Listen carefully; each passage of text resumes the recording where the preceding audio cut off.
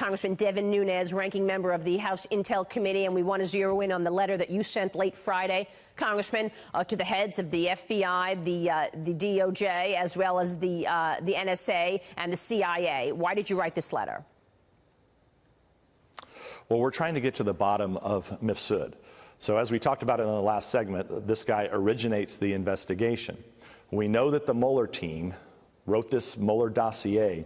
They used a lot of these news stories that, in fact, sometimes were generated by leaks from the FBI. Now, I don't think the American people expect 20 DOJ lawyers and 40 FBI agents to write a 450-page report that's built off of news stories that, in many cases, they generated. Why I particularly have a problem with this is with one of the stories is because they pick a news story and then they cherry pick from it.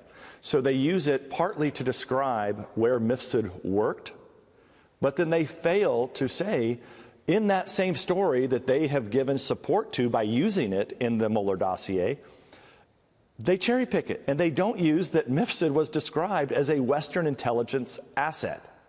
Now, Maria, anybody who's out there, all they have to do is get on the World Wide Web. And if you type in Joseph Mifsud, Link Campus, which is where he worked, you will see, you will find, you don't even have to be able to read, okay? You'll find pictures of him with many foreign dignitaries, foreign leaders. You'll see that the Link Campus had the FBI was on the Link Campus doing training nearly all the time, nearly every year. So how is it that we spend $30+ million on this as taxpayers? Yeah. And they can't even tell us who Joseph Mifsud is. So that's, we're getting to the bottom of this. So we believe he has ties to the State Department. The State Department, actually, our State Department, had him in the United States Capitol in 2017. Joseph Mifsud. This is, and remember, why is Mifsud so important? Because Mueller, the Mueller dossier team, they essentially make this guy out to be a Russian asset under the control of Putin, said that he says he has ties to these Russians. You know, sound familiar?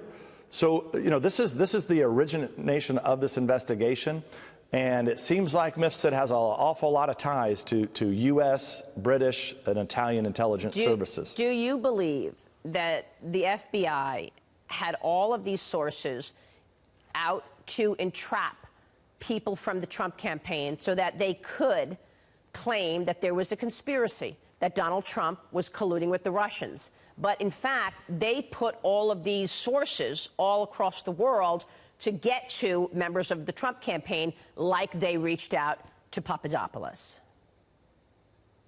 Well, remember what I said on your show last year? Yep. I think I actually said, I think I said it first on your show, as I recall. I said, I'm not worried about whether or not they were spying on the Trump campaign. That is fact. What I want to know is how many spies with an S were involved in this. And I mean, and this is why we have to get to the bottom of this. Why all this information needs to come out. Let me ask you this. Yeah, go ahead. Yes. Finish your thought, Congressman. Well, on Mifsud. So in the letter, we also point out there's a lot of talk about how Papadopoulos, who was just on earlier, he caused the FBI and the Mueller team problems because he didn't tell them about the relationship with Mifsud and how Mifsud had offered emails. Now, this is in 2017. Okay, this is in the Mueller dossier. So this is all about in 2017 how Papadopoulos harms their investigation. Yeah. Right? Well, how is it then that the FBI, or supposedly the FBI, or other assets know to continually ask Papadopoulos about emails, about Clinton emails in 2016? Right. Nobody knew it except Mifsud and Papadopoulos.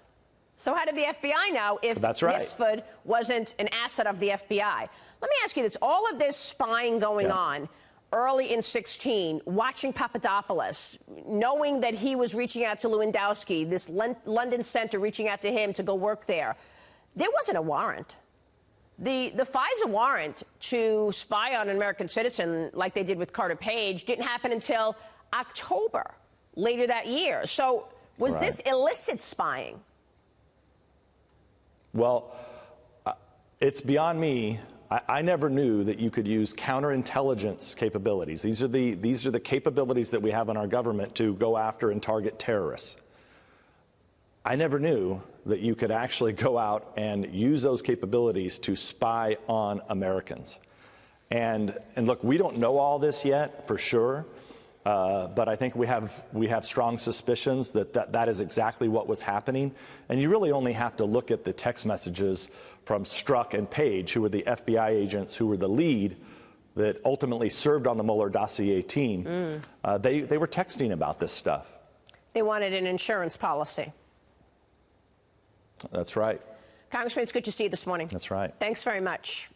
Thanks, Maria. We continue to peel back the onion on this blowout story, which, of course, we've been covering now for 2 years, and you've heard the truth right here.